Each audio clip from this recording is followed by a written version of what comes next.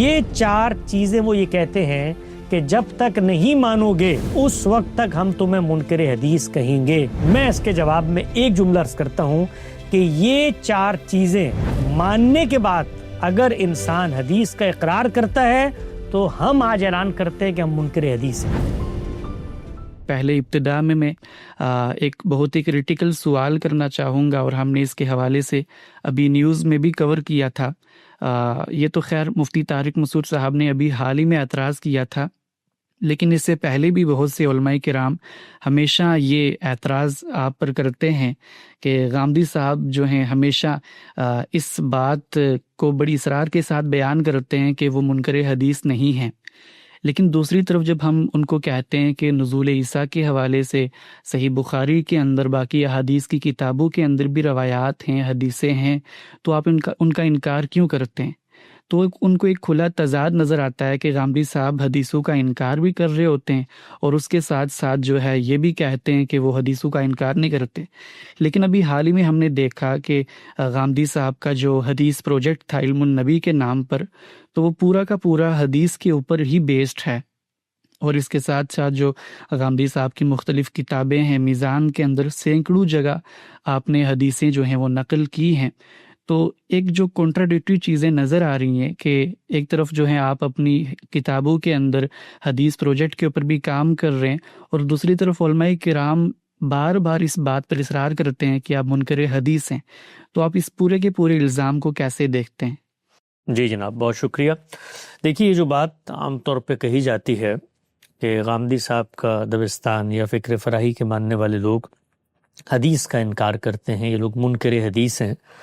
اور اس کے جواب میں جب ہمارے مواقف سامنے آتے ہیں اور ہم یہ کہتے ہیں کہ بھائی رسالت مآب صلی اللہ علیہ وسلم کی نسبت سے 3 ہی چیزیں ہیں جو دنیا تک پہنچی ہیں، ایک قرآن مجید ہے، ایک سنت متواترہ ہے، اور تیسرا آپ کی نسبت سے علم و عمل کی روایات ہیں جو ہم تک منتقل ہوئی ہیں۔ رسالت مآب صلی اللہ علیہ وسلم کی سیرت و سوانح ہے، آپ کی دین کی شرح و وضاحت ہے، تفہیم و تبیین ہے، مماثل صورتحال میں آپ کے اطلاقات ہیں، آپ کے اجتہادات ہیں۔ اس ذخیرے پر مبنی لٹریچر اور ڈیٹا ہم تک پہنچتا ہے جس کو اصطلاح میں اخبار احاد یا حدیث سے تعبیر کیا جاتا ہے۔ یہ 3 چیزیں ہم تک پہنچی ہیں۔ پہلی 2 چیزوں کے بارے میں کوئی سوال ہی نہیں ہے، اس لیے کہ قرآن مجید کی کیا حیثیت ہے وہ خود اس نے واضح کر دی ہے، سنت کی کیا حیثیت ہے خود قرآن مجید نے واضح کر دی ہے۔ جو تیسری چیز ہے اس کے بارے میں ہمارا نقطہ نظر 2 اور 2 4 کی طرح ہمیشہ سے لکھا ہوا موجود ہے۔ غامدی صاحب نے اپنی کتاب میزان کی ابتدا میں بھی لکھی، اور اسی طریقے سے مبادئ تدبر حدیث کے زیر عنوان، اور پھر ابھی علم النبی جو ان کی کتاب آئی ہے اس کے مقدمے میں بھی اس بات کی وضاحت کر دی ہے۔ اس کے ساتھ ساتھ مقامات ہی میں ان کا ایک مضمون ہے جو مولانا زاہد الراشدی صاحب کے بعض استفسارات کے جواب میں لکھا تھا۔ ہر جگہ پر 2 اور 2 4 کی طرح اس نقطہ نظر کو واضح کیا ہے کہ رسالت مآب صلی اللہ علیہ وسلم کی نسبت سے جو روایات ہم تک پہنچتی ہیں ان کی صحت پر مطمئن ہو جانے کے بعد ہم ان کے بارے میں کیا نقطہ نظر اپناتے ہیں۔ ہماری رائے یہ ہے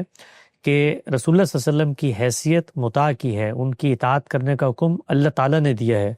اور ان کے فیصلے جو دین کے باب میں ہم تک پہنچ چکے ہیں ان کو بے چون و چرا ماننا یہ ایمان کا تقاضا ہے۔ ہم نے اس کو بیان کیا ہے کہ فلا وربک لا یؤمنون حتی یحکموک فیما شجر بینہم ثم لا یجدون فی انفسہم حرجا ویسلموا تسلیما۔ قرآن مجید نے یہ فیصلہ کر دیا ہے کہ پیغمبر جب کسی معاملے میں فیصلہ کر دیں تو پھر اس سے انکار کی گنجائش باقی نہیں رہتی۔ اسی پس منظر میں ہمارا یہ نقطہ نظر قائم ہوا ہے کہ حدیث رسالت مآب صلی اللہ علیہ وسلم کی نسبت سے جب ہم تک پہنچ جاتی ہے تو وہ اصل دین ہی کی شرح و وضاحت ہوگی، یہ اس کا دائرہ ہے۔ خود رسالت مآب صلی اللہ علیہ وسلم کو قرآن مجید نے پابند کر دیا ہے کہ آپ نے اللہ کا یہ دین ہی لوگوں تک پہنچانا ہے، تو اصل کی فرع ہوگی، متن کی شرح ہوگی، اسی طریقے سے جو کچھ ہمارے پاس اجمال میں دین کے اندر آ چکا ہے، اس کے تصورات، عقائد محکم ہو چکے ہیں، اس کی تفصیلات آ جائیں گی۔ اس کی چھوٹی چھوٹی مثالیں بھی لے لیتے ہیں تاکہ لوگوں کو سمجھنے میں آسانی ہو جائے۔ اصل کی فرع ہوگی، متن کی شرح ہوگی اور اجمال کی تفصیل ہوگی، یہ حدیث کا دائرہ ہے۔ اس میں آپ پہلی چیز دیکھیں تو اللہ تعالیٰ نے قرآن مجید میں یہ بتایا ہے کہ 2 بہنوں کو نکاح میں جمع نہیں کر سکتے۔ اس کی جو بھی ریزننگ، حکمت، علت ہے وہ اپنی جگہ پر اس وقت زیر بحث نہیں ہے۔ رسالت مآب صلی اللہ علیہ وسلم نے اسی اصل چیز کو سامنے رکھ کر اس کی جو حقیقی علت اس میں کار فرما تھی، مماثل صورتحال پر بھی اس کا اطلاق فرمایا، اور یہ کہا کہ پھوپھی بھتیجی اور خالہ اور بھانجی کو آپ نکاح میں جمع نہیں کر سکتے۔ یہ جو اصل حکم موجود تھا اسی ہی کی فرع ہے، یعنی اسی پر جو علت وہاں کار فرما تھی، اسی علت کا اشتراک کسی نئی مماثل صورتحال پہ دیکھا تو اس پر رسالت محمد صلی اللہ علیہ وسلم نے اطلاق کر کے دنیا کو بتا دیا۔ متن کی شرح ہوگی، یعنی جو کچھ آپ کے سامنے متن آتا ہے اس متن کے کچھ عقلی یا لسانی مضمرات ہوتے ہیں۔ دنیا بھر میں جب بھی متون وجود پذیر ہوتے ہیں تو ان متون کے اندر وجود پذیر ہوتے وقت کچھ عقلی اور لسانی مضمرات رکھ دیے جاتے ہیں۔ وہ عقلی اور لسانی مضمرات تدبر سے، تعقل سے، غور و فکر سے، کلام کو سمجھنے سے، ان کے سیاق کو سمجھنے سے ہمیشہ لوگوں پر واضح ہو جاتے ہیں۔ یہی کام بعض روایات میں، بہت کم تفسیری روایات منقول ہیں رسالت محمد صلی اللہ علیہ وسلم کی نسبت سے، ان میں آپ نے یہی کام کیا ہے، اور اس میں کوئی ایک بھی ایسی مثال نہیں ہے جو قرآن مجید موجود ہے، جو اس کے عقلی لسانی مضمرات ہیں، اس سے ہٹ کر آپ نے کوئی نئی چیز اس میں بیان کی ہو۔ اس کی بھی ایک مثال لے لیتے ہیں۔ مثال کے طور پہ اللہ تعالیٰ نے قرآن مجید میں فرمایا ہے کہ السارق والسارقۃ فاقطعوا ایدیہما، کہ جو چور ہے وہ چوری کرتا ہے مرد یا عورت، ان کے دونوں ہاتھ کاٹ دیے جائیں گے۔ اب چوری کیا چیز ہوتی ہے؟ چوری کا فعل کس شخص پہ صادق آتا ہے؟ یہ جس وقت کلام وجود پذیر ہو رہا تھا تو اس میں کچھ صیغے استعمال ہوئے چور کے، مطلب چور جس نے چوری کی صفت کو بدرجہ اتم اپنے اندر اپنا لیا ہو۔ اب چوری بالعموم کس چیز کو کہا جاتا ہے؟ یہ علم اور عقل کے مسلمات ہیں۔ اسی طریقے سے کلام جب وجود پذیر ہوا تو اس کے اندر یہ عقلی اور لسانی مضمر محذوف تھے کہ کہیں پر آپ کا قلم گرا ہوا ہے، مجھے نہیں پتہ چل سکا کس کا ہے، میں نے اٹھا کے جیب میں ڈال لیا، تو کیا اس پہ بھی ہاتھ کٹیں گے؟ تو اسی کو رسالت محمد صلی اللہ علیہ وسلم نے واضح کر دیا کہ نہیں، چوری سے مراد یہ نہیں ہے کہیں کھیت سے گزرتے ہوئے کسی کا امرود توڑ کے تم نے کھا لیا تو اس پہ بھی ہاتھ کٹیں گے، چور ہونا چاہیے اس کو۔ تو یہ کلام کے عقلی لسانی مضمرات تھے جس کو آپ صلی اللہ علیہ وسلم نے کھول دیا۔ تیسری چیز کیا ہے؟ اجمال میں کوئی چیز بیان ہوئی ہے۔ مثال کے طور پہ قیامت کا پورا تصور، پورا کا پورا عقیدہ قرآن مجید میں بیان ہو چکا ہے۔ اب اس اجمال کی تفصیلات ہیں، اس اجمال کی تصویر واضح کی گئی ہے، اس کے مصداقات نمایاں کیے گئے ہیں، اس کے شواہد کو پیش کیا گیا ہے۔ تو اللہ کے پیغمبر کو اللہ تعالیٰ مختلف رویا کے ذریعے قیامت کے اخبار سے آگاہ کرتے تھے۔ تو مختلف علامات قیامت جو ہیں وہ رسالت محمد صلی اللہ علیہ وسلم کی نسبت سے ہم تک پہنچتی ہیں۔ تو جس وقت وہ ہم تک پہنچتی ہیں تو نہ کسی عقیدے میں، نہ کسی علم میں، نہ کسی عمل میں مستقل بالذات اضافہ کر رہی ہوتی ہیں، وہ اللہ کے رسول کی نسبت سے جب تک ہم تک آتی ہیں تو ہمارا جب اس پر اطمینان ہو جاتا ہے تو ہم اس کو مان لیتے ہیں۔ یہ حدیث کا دائرہ ہے، یعنی اصل کی فرع، متن کی شرح اور اجمال کی تفصیل، اس سے باہر نہ کبھی حدیث نے کوئی اقدام کیا۔ جو کچھ ذخیرہ حدیث ہمارے سامنے موجود ہے اس کو اٹھا لیں، 70,000 کے قریب کہتے ہیں روایات ہیں، کوئی ایک روایت، ہمارا مکتبہ فکر اس کے لیے چشم برہ ہے کہ ایک روایت پیش کی جائے جس روایت کے بارے میں رسالت محمد صلی اللہ علیہ وسلم یہ دعویٰ کر کے آ رہے ہوں کہ یہ جو کچھ قرآن مجید نے کہا ہے، اصل کی فرع، متن کی شرح اور اجمال کی تفصیل کا دائرہ، اس سے باہر مستقل بالذات نیا عقیدہ، نیا عمل میں امت میں اپنی ان اخبار ہاتھ کے ذریعے منتقل کر رہا ہوں۔ چنانچہ یہی امر واقع ہے، اور یہی قرآن مجید کی جو حیثیت اس نے متعین کی ہے، وہ میزان ہے، وہ فرقان ہے، وہ حکم ہے، وہ مہیمن ہے، دین کے معاملے میں وہی حرف آخر ہے، وہی قول فیصل ہے، وہی برہان قاطع ہے، اس کی حیثیت ہے، وہ دین بیان کرے گا۔ اس نے پھر آگے یہ مقرر کر دیا ہے کہ جو سنت ہے، دین کی عملی روایت پیغمبروں کی تہذیب میں چلتی چلی آ رہی ہے، وہ جا کر پیغمبر سے لو، پیغمبر نے اس کو عمل میں جاری کر دیا، کسی ایک شخص کے اوپر اس کو چھوڑا ہی نہیں کہ وہ آگے منتقل کرے گا اور تاریخ کے ذریعے پہ آئے گا۔ وہ علم کے انہی قطعی ذرائع سے منتقل ہوئی ہے، جیسے قرآن مجید ہوئی ہے، جیسے سنت متواتر ہوتی ہے۔ تو یہاں تک بات بالکل واضح ہے۔ اب ہم جب یہ بات کہتے ہیں، میں نے گزشتہ دنوں جب ہماری کتاب جس کا آپ نے حوالہ دیا اس کی تقریب رونمائی تھی، اس میں گفتگو کرتے ہوئے ایک جملہ کہا کہ غامدی صاحب نے روایات کی جو شرح کر دی ہے، اب ان کے انکار کے لیے آپ کو قرآن مجید کا انکار کرنا پڑے گا، تو اس سے بھی یہی مراد تھی، کیونکہ جب ہم حدیث کو قرآن کی روشنی میں دیکھ رہے ہیں، حدیث کو قرآن کی اصل کی فرع قرار دے رہے ہیں، حدیث کو قرآن کے متن کی شرح قرار دے رہے ہیں، حدیث کو قرآن کے اجمال کی تفصیل قرار دے رہے ہیں، تو اب جب آپ میرے پاس آ کر کہیں گے کہ فلاں حدیث کو میں نہیں مانتا، تو میرے لیے وہ حدیث مستقل بذات نہیں کھڑی ہوئی، اس کے پیچھے ایک محکم ذریعہ علم ہے قرآن مجید کا، تو پھر آپ کو یہ کہنا پڑے گا کہ پھر میں مثال کے طور پہ قرآن مجید کی بھی اس بات کو نہیں مانتا، اس لیے کہ وہ اسی بات کی شرح و وضاحت ہے، وہ اسی بات کے اجمال کی تفصیل ہے، وہ اسی بات کی تفہیم و تبیین ہے۔ تو یہ پس منظر ہے۔ اس پس منظر کو سننے کے بعد بالکل واضح ہو کے چیزیں اپنی جگہ پہ آ کے بیٹھ جاتی ہیں۔ آپ یہ دیکھیے کہ جب وہ اپنی جگہ پر آ کر بیٹھ گئیں تو پھر غامدی صاحب نے پورے دین کو قرآن و سنت سے اخذ کیا اور بتایا کہ اخبار احاد اس میں کسی عقیدہ و عمل کا اضافہ نہیں کرتی، تاہم اس کے اندر جب فیصلے آ جاتے ہیں، فیصلے کیسے آتے ہیں؟ جن کی میں نے مثال دی، کسی متن کی شرح آ جائے گی تو میرے پاس وہاں متن موجود ہوگا، اس کے اندر وہ عقلی لسانی مضمرات ہوں گے، تو میں کھول کے بتا دوں گا یہ بالکل درست شرح کی ہے، بلکہ رسالت مآب صلی اللہ علیہ وسلم کی نسبت سے تو آتی ہے اور ان کا وہ بے خطا علم ہے۔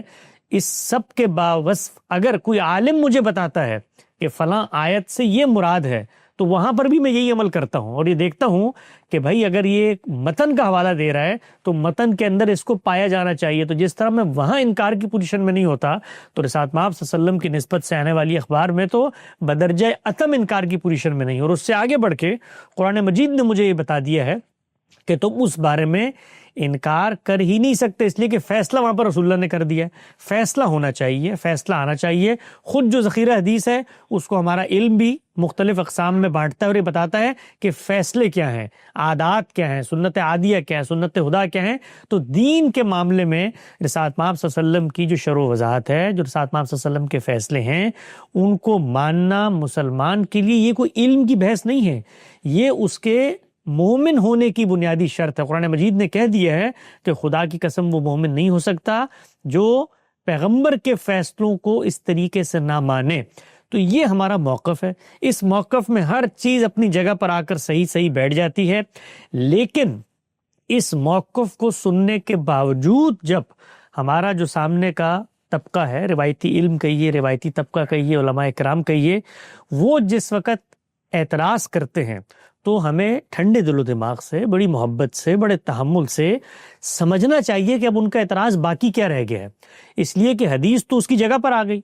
اور حدیث کو ہم نے قرآن مجید کی شرح بنا دیا، متن کی فرع بنا دیا، اجمال کی تفصیل بنا دیا، تو اب اس کو تو ہلایا نہیں جا سکتا، اس کا تو کوئی شخص انکار کر ہی نہیں سکتا۔ اس کے بارے میں تو ہم نے یہاں تک کہہ دیا کہ اب جو ہم نے اس کی تعبیر کی ہے قرآن کی روشنی میں، آپ میرے فہم سے اختلاف کر سکتے ہیں، لیکن اگر آپ انکار حدیث کریں گے تو انکار قرآن ہو جائے گا۔ اس سطح پر جا کر جب بات واضح ہو گئی تو اب بھی علماء کرام کو اگر تردد ہے،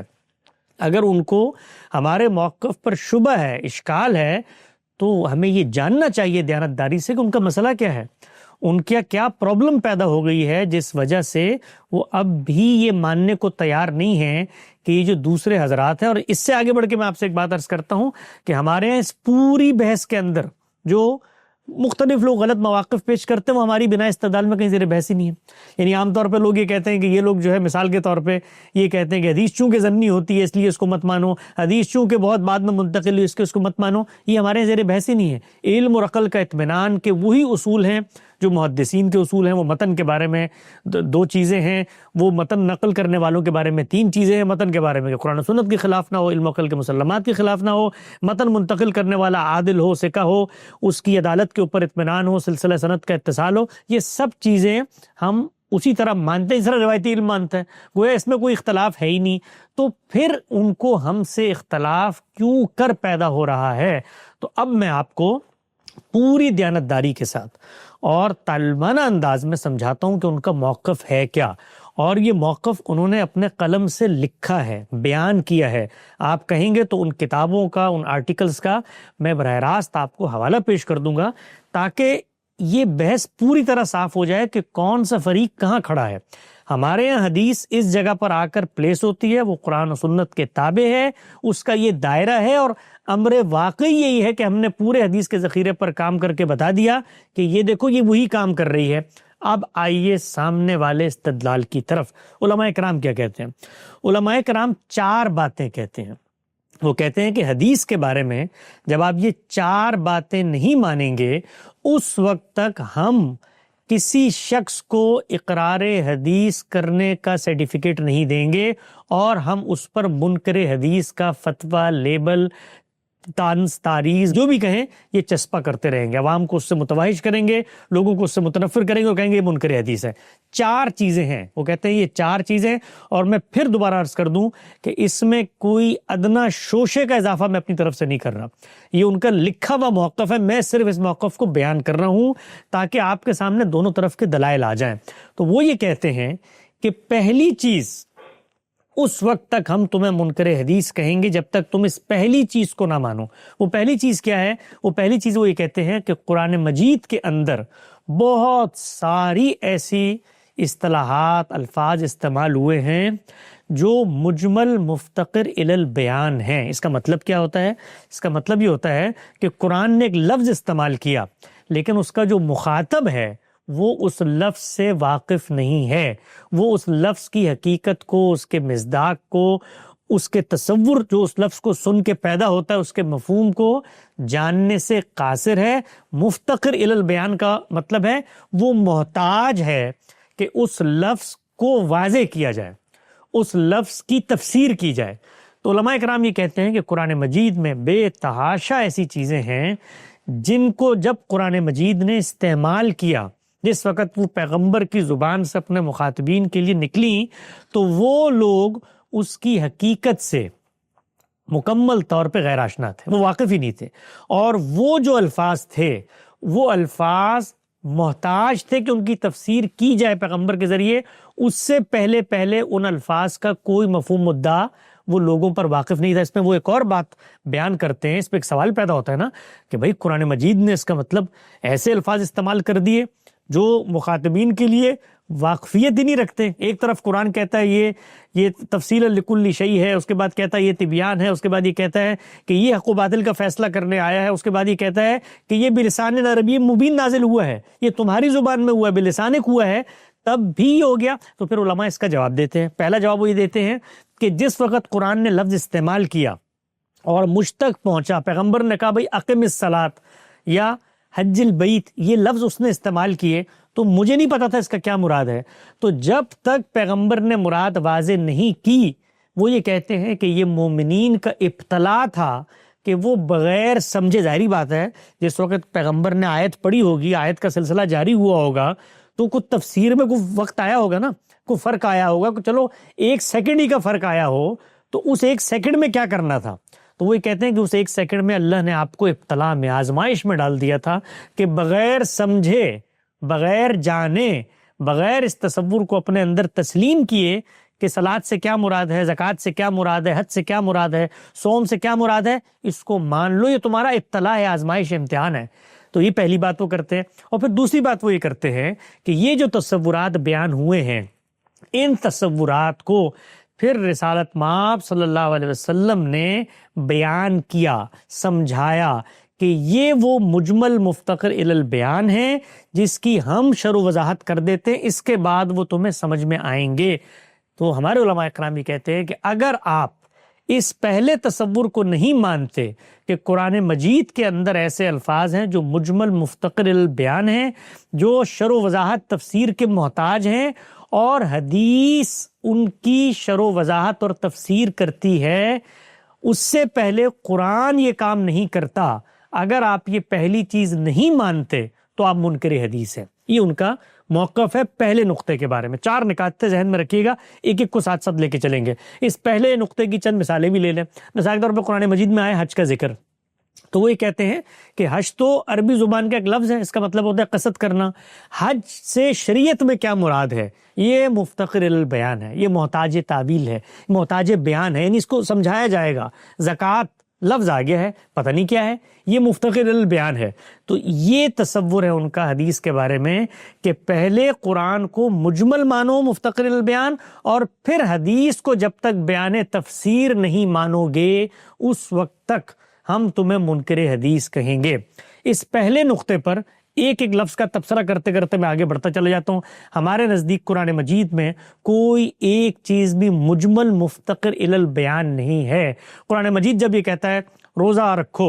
تو روزہ کیا ہے؟ یہ پیغمبر نے جاری کر دیا ہے۔ روزہ کیا ہے؟ قرآن مجید کہتا ہے یہ تم پر اسی طرح فرض کیے گئے جیسے تم سے پچھلے لوگوں پہ فرض کیے گئے تھے۔ ان کے اندر جو ترمیم اضافہ کرنا وہ پیغمبر کی ذات کر کے جاری کر چکی ہے۔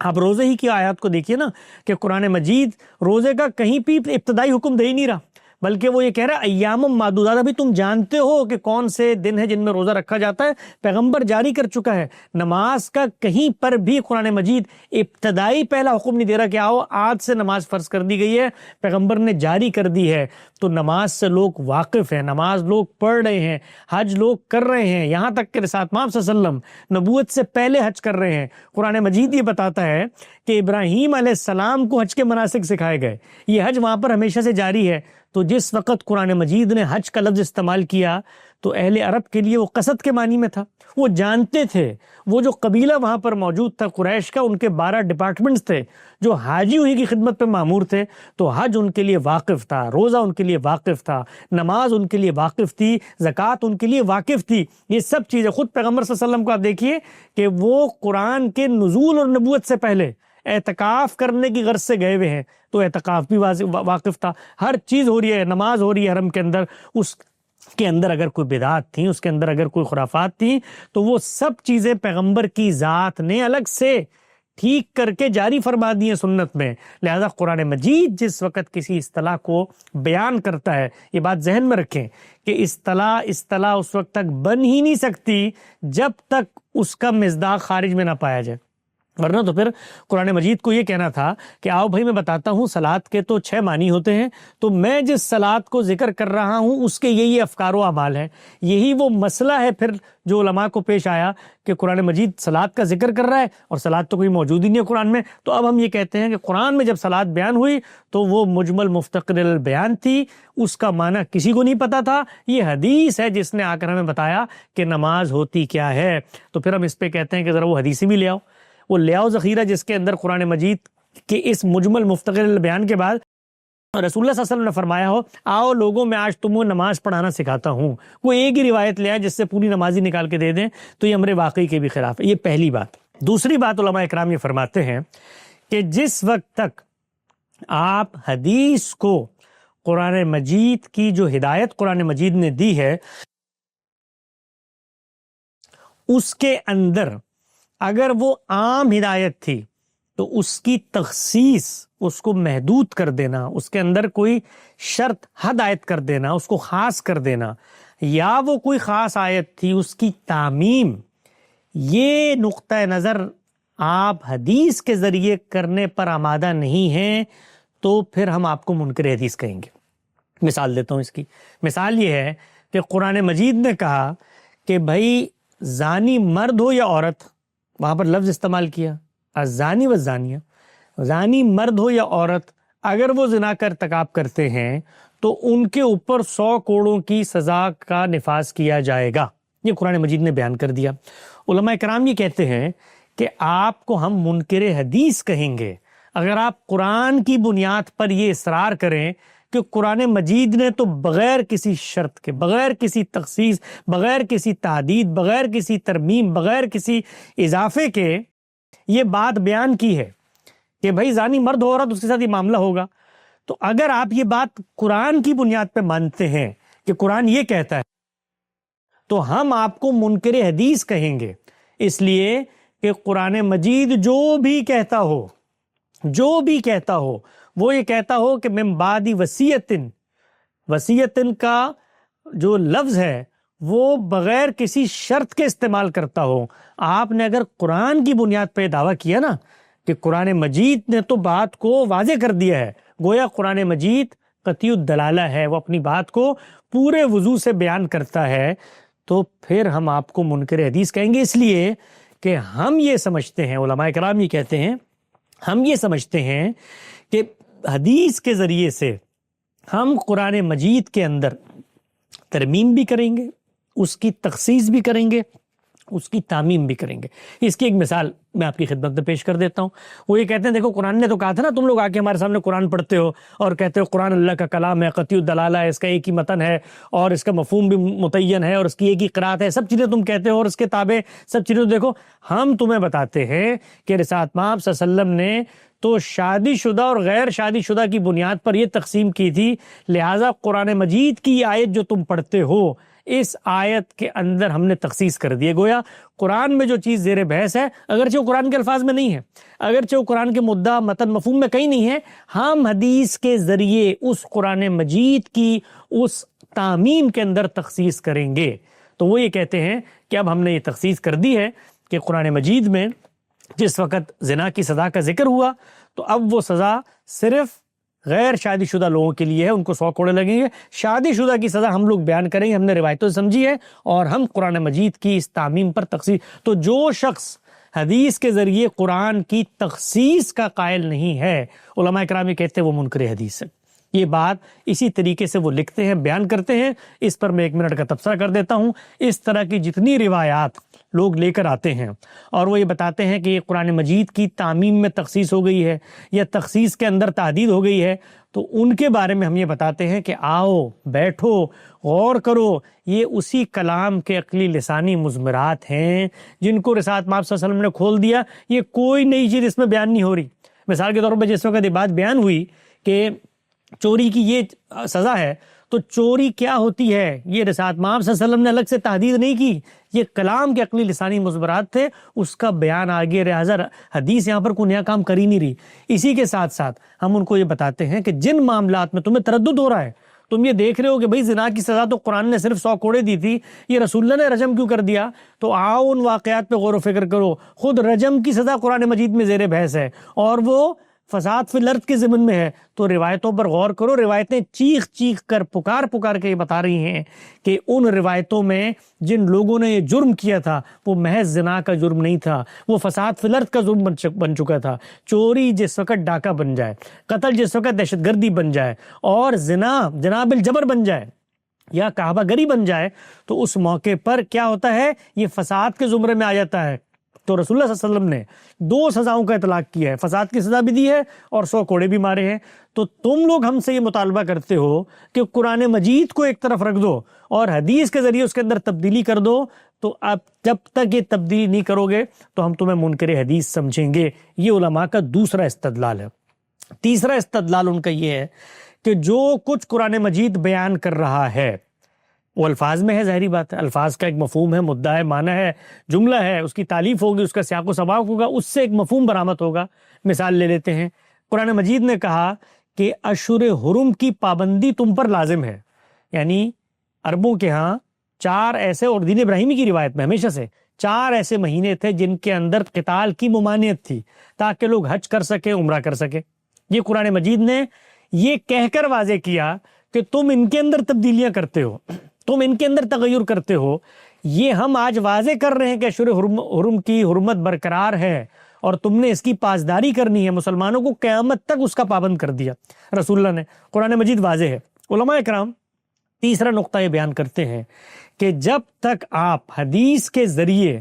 قرآن مجید کی واضح متعین ہدایت کو منسوخ کرنے پر آمادہ نہیں ہوں گے، گویا اس کو نل اینڈ وائٹ کرنے پر آمادہ نہیں ہوں گے، گویا اس کے خاتمے پر آمادہ نہیں ہوں گے، اس وقت تک ہم آپ کو منکر حدیث کہیں گے۔ مثال لے لیتے ہیں، مثال امام سرخسی بیان کرتے ہیں، بے شمار مثالیں ہیں اس کی، آپ کو روایت کی کتابوں میں ایک مثال لے لیتے ہیں۔ مثال کے طور پہ اشہر حرم کی حرمت کی قرآن نے بات کی تو امام سرخسی فرماتے ہیں کہ رسول اللہ صلی اللہ علیہ وسلم نے اس کو منسوخ کر دیا۔ گویا ہمارے پاس ایک حدیث آئی ہے کہ آپ نے فلاں موقع پر فلاں مہینے میں قتال کیا تھا، اور وہ مہینہ تو چونکہ اشہر حرم ہے تو اس لیے قرآن نے اگرچہ کہا ہو کہ اشہر حرم میں قتال نہیں کرنا، ہم یہ کہتے ہیں کہ حدیث میں یہ آگے ہے کہ آپ نے فلاں مہینے میں یہ قتال کیا تھا، لہذا قرآن کی ہدایت کو ہم نے منسوخ کر دیا۔ تو علماء اکرام کا تیسرا نقطہ نظر یہ ہے کہ حدیث کے ذریعے قرآن کو منسوخ کرنے پر جس وقت تم آمادہ نہیں ہوگے اس وقت تک ہم تمہیں منکر حدیث سمجھیں گے۔ اب آپ دیکھیے کہ وہی روایت جس سے یہ کام کیا گیا، صرف اس کو بخاری میں کھول کے پڑھ لیں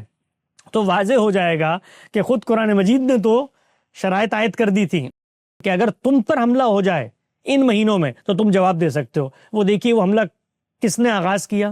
رسول اللہ صلی اللہ علیہ وسلم نے اسی آغاز کیے ہوئے حملے کو کہاں تک پہنچایا؟ خود حدیث کی کتاب نے واضح کر دیا ہے کہ وہ اشور حرم کے اندر ہوا ہی نہیں۔ تو ان سب چیزوں کو جب ہم بیان کرتے ہیں کہ وہی روایت تو وہ کام کر ہی نہیں رہی جس کے ذریعے سے تم قرآن مجید کو منسوخ کر رہے ہو، تو وہ یہ کہتے ہیں کہ ہمارا کرائٹیریا ہے تیسرا، اگر آپ حدیث کے ذریعے قرآن کو منسوخ کرنے پر آمادہ نہیں ہوں گے تو ہم آپ کو منکر حدیث کہیں گے۔ یہ تیسرا کرائٹیریا۔ چوتھا اور آخری کرائٹیریا ان کا یہ ہے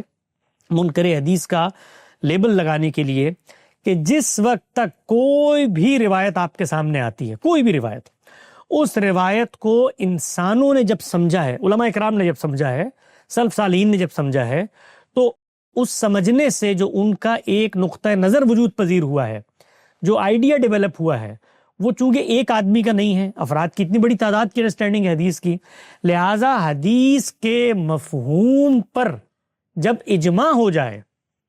تو اس سے اگر آپ اختلاف کرتے ہیں، اس وقت حجیت حدیث زیر بحث نہیں ہے، یعنی حدیث کی جو انڈرسٹینڈنگ ہے، مثال لے لیتا ہوں بھئی، حدیث کی انڈرسٹینڈنگ ہے کہ رسول اللہ صلی اللہ علیہ وسلم نے فرمایا جس شخص کی تہبند ٹخنوں سے نیچے ہوگی وہ جہنم میں جلائی جائے گی، تو وہ یہ کہتے ہیں کہ یہ حکم تکبر کی غرض سے ہو یا نہ ہو اس پر اجماع ہے۔